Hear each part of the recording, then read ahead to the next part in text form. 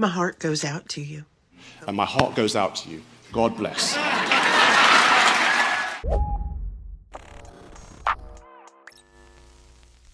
2 out of 3 of those Nazis who gave Hitler salutes actually faced repercussions for it.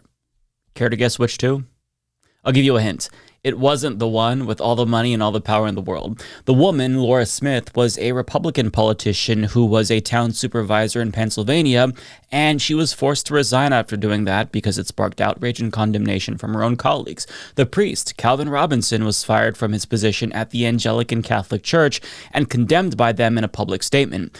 Meanwhile, Elon Musk has faced no accountability whatsoever for his hate speech. In fact, he's being vociferously defended by conservatives, and media outlets are reporting on it as if it's some ambiguous thing, calling it a straight arm gesture as opposed to just calling it the Hitler salute that it was. Now, part of the reason why I suspect media is treading carefully here is because Elon Musk has a history of being very litigious, and he's hinted that he might sue Tim Walz for accurately describing it as a Nazi salute, and his mother has encouraged him to sue CNN for the same reason as well. Now, I, for one, refuse to engage in the pro-Nazi gaslighting that we're seeing. It was a Hitler salute. Period. And after Elon Musk gave that Hitler salute, he spoke at a rally for Germany's AfD party, which is a neo-Nazi party, by the way, and he told the Nazis there that he was speaking to that they should move on from their past guilt. Yeah, but I just can't tell what he meant when he gave that straight arm gesture.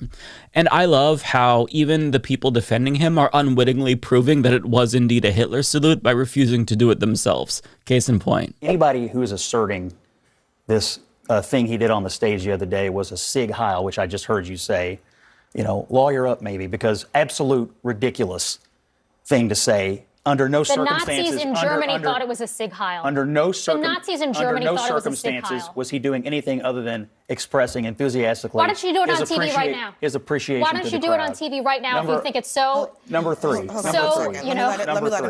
Number 3. Right, very convincing. But don't interrupt him. Let him finish his defense of the Nazi. Great job, CNN. Love the work that you're doing. But, not to belabor this point any further, we're not stupid. We know what Elon Musk meant when he Sig Heiled. But he faced zero accountability, unlike the 2 other Nazis who gave the same salute. Why? Because he's rich and powerful, and they are not. Now, to be clear, I have no sympathy for the 2 non-powerful Nazis or any other Nazi who felt the courage to Sig Heil on social media after they saw Elon Musk do the same thing. Fuck around, find out. In this country, we treat Nazis the way that Indiana Jones treated them. And I hope that they all do to themselves what their leader did to himself. Not in Minecraft, by the way. And as this TikToker put it, I'm seeing a ton of videos of people who are going through some major hardships right now, because they tried to defend Elon Musk's weird little gesture on stage the other day, and so they repeated it on social media, and now they're losing their jobs, they're losing their livelihoods, they're getting tons of hate online, they're really going through a hard time. So to all those people out there, my heart goes out to you. My thoughts exactly. Fuck Nazis. But the reason why we're talking about this double standard is because it is indicative of everything that's currently happening in this country right now. We're seeing the rise of fascism, as well as the rise of untouchable oligarchs like Elon Musk, who have become more powerful than actual governments. And their wealth and power is only increasing. We're going to see the next trillionaire probably within the next decade. These things are not happening in a vacuum. It is all interconnected. It's related, right? The rise of fascism around the globe is the direct result of the collapse of capitalism that is now being accelerated by the class war oligarchs have been waging on the working class for decades. And the reason why capitalism always inevitably collapses into fascism is because when you reach late-stage capitalism, the conditions for ordinary people become so bad that they become susceptible to radicalization because of how desperate they are. And rather than improving material conditions for working people and throwing them a few crumbs, oligarchs instead choose to just double down on their wealth maxing and convince working people that marginalized groups are the ones to blame for everything that's wrong and not them. I mean, in the 1930s in Germany, Nazis blamed Jewish people, as well as queers and communists, for all of their economic woes. And Germany's AfD and France's National Front and America's Republicans are also blaming marginalized people. This time it's immigrants. It's also trans people. And their scapegoating of marginalized people is reinforced through an endless stream of propaganda where an anecdote of a crime committed by an immigrant, for example, is sensationalized and made out to be representative of that entire group. And we're also seeing the same thing happen with trans people, where we're being told that they are a threat to women, or they're destroying sports and undermining our very way of life. And eventually Americans grow tired of picking on one particular group. For example, with gay people, they were told that, oh, they're going to destroy Western society and marriage for straight people, but none of those things actually came to fruition. So eventually they had to move on, and they always move on. They pick a new target and they do the same exact thing that they've always done. It's the same playbook. And when times are tough, people are especially inclined to believe these lies about marginalized people, since it's an explanation. Now, it may be the incorrect explanation, but it's an explanation nonetheless. But what I'm describing is the deliberate cultivation of fascism by the ruling class in order to wage class war in service of late-stage capitalism to their benefit. But the question is, why? Why does capitalism always inevitably collapse into fascism? And Professor Richard Wolff is going to give us an answer. The capitalism that was normally perfectly happy with conventional representative electoral democracy was falling apart. The capitalism was producing such suffering, such anger, such bitterness among the mass of people that there was a developing anti-capitalist movement. And this scared the capitalist class, the owners of the enterprises, the big CEOs.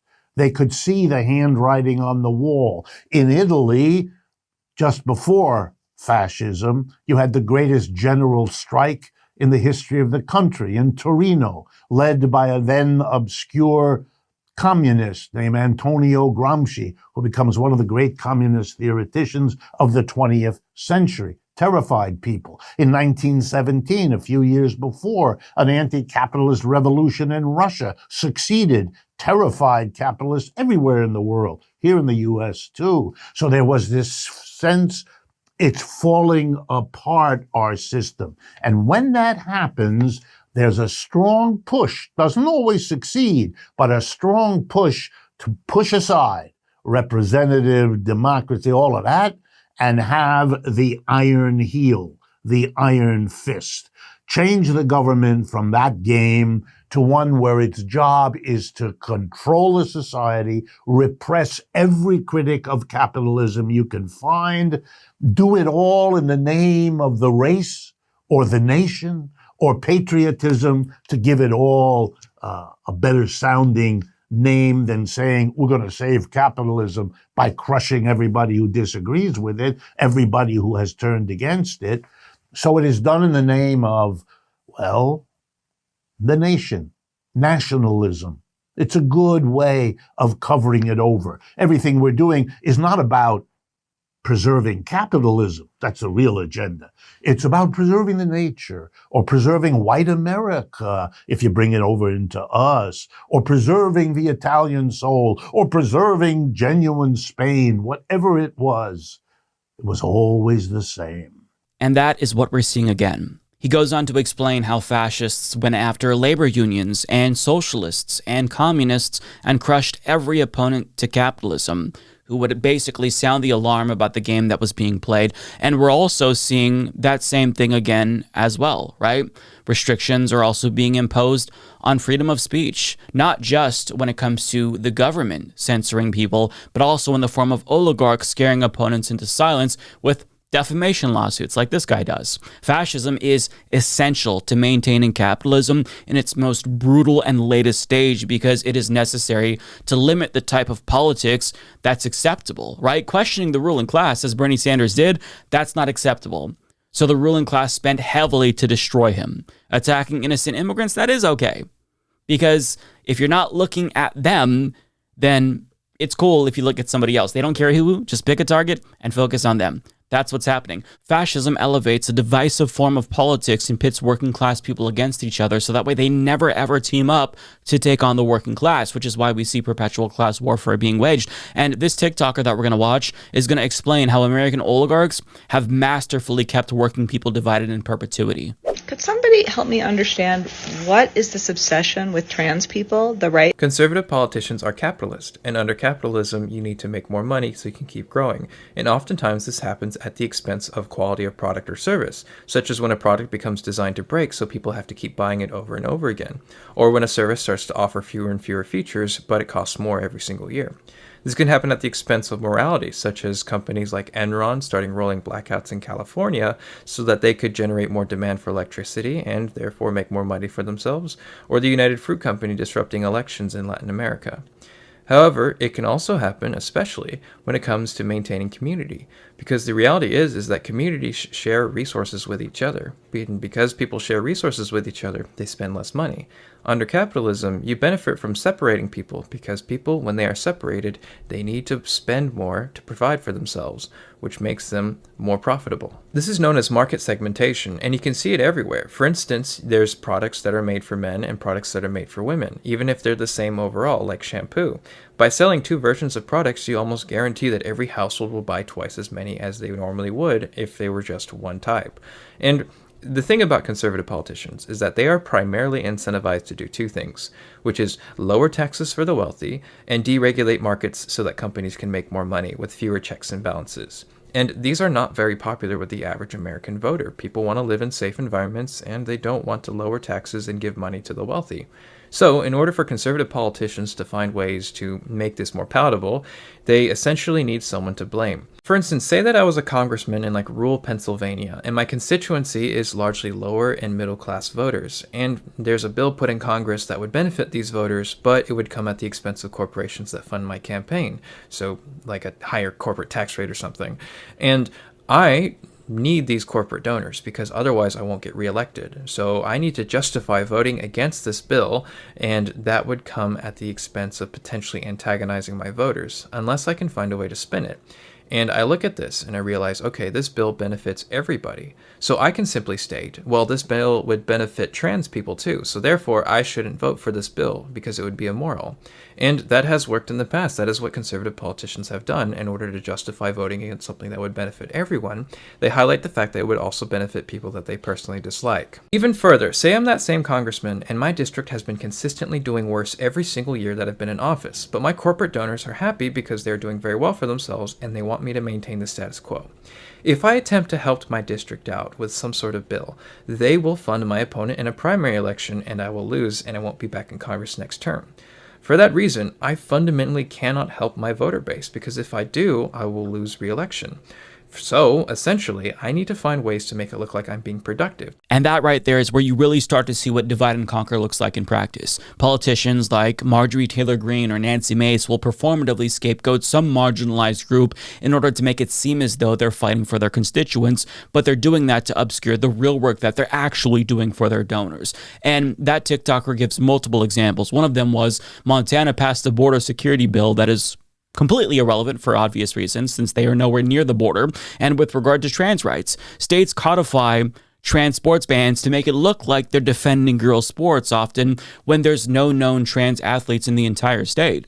Like they're proposing solutions to problems that literally do not exist. For example, during the height of hysteria over trans people in sports in 2021, the AP actually spoke to lawmakers in 20 states that were proposing these bans, and almost all of the policymakers that were proposing these laws couldn't cite a single example of one trans athlete disrupting their school sports. The following year, Kentucky banned the only trans athlete in the entire state from her middle school hockey team, even though the school didn't even offer hockey until she recruited enough girls to create a team. Great job, Kentucky Republicans. You've successfully saved girls' sports by banning the person who made the team from the team. Excellent work.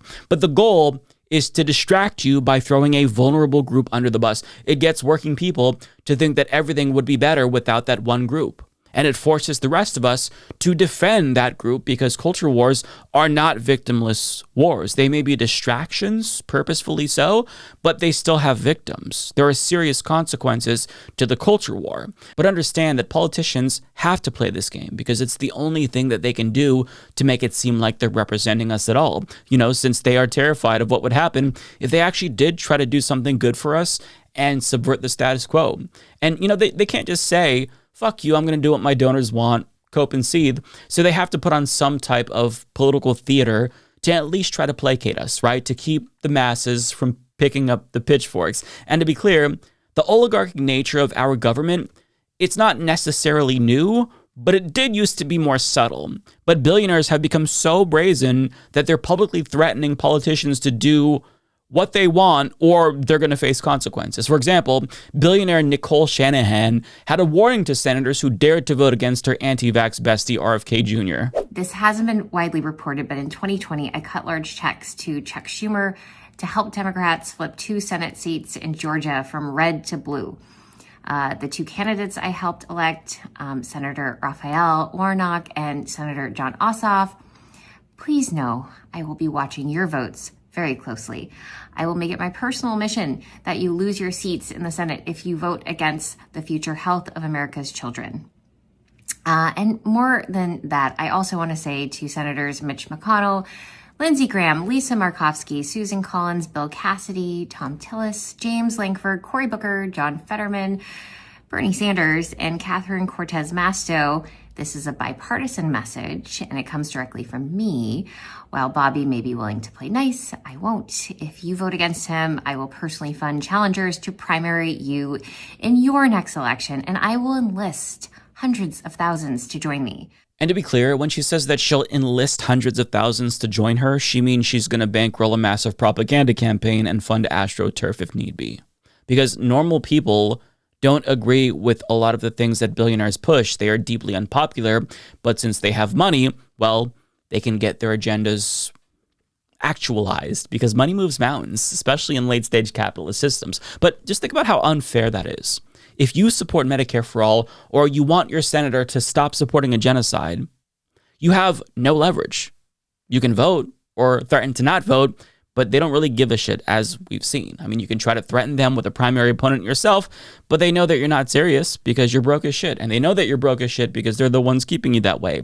So at the aggregate level, when you see all politicians respond this way to these threats, or react to these threats, I should say, what happens is we get a system where politicians listen exclusively to the ruling class, and they end up ignoring everything that the rest of us have to say. And that's not hyperbole, right? I'm not just using an anecdote and sensationalizing it like they do. This is actually political science data. In 2014, 2 Princeton professors found that regular citizens had a statistically insignificant impact on policy outcomes, but alternatively, policies supported by economic elites and interest groups did predominantly become law, because we effectively live in an oligarchy and the ruling class isn't even trying to hide it anymore. And to bring it back to Elon Musk, Bernie Sanders explained how directly involved he was in the legislative process, even though he wasn't elected by a single American. Within the House of Representatives, the Republican House, and the Democratic Senate, there was widespread agreement on this resolution. And it was just about ready to be passed. In fact, the Republicans posted it on their website. We were ready to go. But then, out of nowhere, the wealthiest man in the world, Elon Musk, began tweeting his opposition to this legislation. In fact, he was very blunt about it. He told Republicans that if they voted for this proposal, which they had already agreed to do, he would take out his wallet and spend as much money as it took to defeat them in primaries and drive them out of office. You got that? Take a deep breath and appreciate what's going on here. The wealthiest person in the world, who spent at least $277 million to elect Donald Trump in a Republican Congress, has now claimed complete ownership of that party. In other words, we are in the final stage of capitalism, and our government is no longer capable of serving anyone but the ruling class, and they could barely maintain the facade that they give a shit about what we want. And since so many crises have gone unaddressed for so long, Americans have grown increasingly desperate year after year after year, and their material conditions get worse and worse and worse. They're working longer hours for lower wages. Their quality of life has gone down. It's just that, and it's getting worse. And this situation has led to the deliberate cultivation of fascism by oligarchs to distract and make sure that the anger that they're feeling is never directed onto elites like Elon Musk, but instead is directed onto their neighbors who happen to be immigrants or people of color. And while they got us all fighting each other, they're robbing us fucking blind. And you just have to look a little bit closer to see it. As Common Dreams reports, Kevin Hearn, the chair of the Republican Party's Policy Committee, confirmed Wednesday that President Donald Trump's chaotic and destructive effort to slash federal funding, including key anti-poverty programs, is tied to the new administration's attempt to enact another round of tax cuts that would disproportionately benefit the rich and large corporations. Quote, if you're going to cut taxes and send money back home, then you also need to stop the spigot in Washington, D.C., Representative Kevin Hearn told Politico. You can't do both. So he's basically giving away the game here. If you get rid of, say, the estate tax, for example, and you let rich people pocket around $370 billion more throughout the next decade, just by doing that, that's one of many things they will do to cut taxes for the rich. But if you just do that, that is $370 billion less dollars in revenue that the federal government is going to have. So how do you pay for that? You've got to make up that money from somewhere. Right? So where do you cut? Do you take it from our defense budget? Of course not. Because, these politicians are bankrolled by defense contractors. Some of them don't just take money from them in terms of campaign contributions. They have stake in them. They have investments in them. So what's on the chopping block? Well, Social Security. Up to $2 trillion in cuts to Medicaid. They're making you poorer so the rich can get richer. It is a straight up robbery. And before you can get too mad about it, they're going to try to convince you that trans people or immigrants are your real enemy. So, if you look at them, you're not going to point the finger at those at the top, like Elon Musk, who are just straight up robbing you blind and laughing all the way to the bank. This is a class war, and your enemy is not immigrants or trans people or black people. It is the billionaire class. It's the oligarchs who are paying politicians to pickpocket you for them.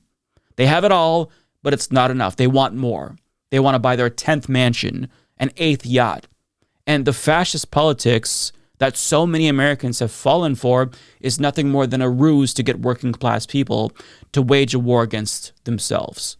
So in conclusion, I don't want you to think that the return of Nazism and societal fascism is just a coincidence. The conditions that preceded the rise of Nazis in Germany in the 1930s are present once again, not just in America, but around the globe. And on the micro level, we can address this by defending marginalized groups and fighting for social justice.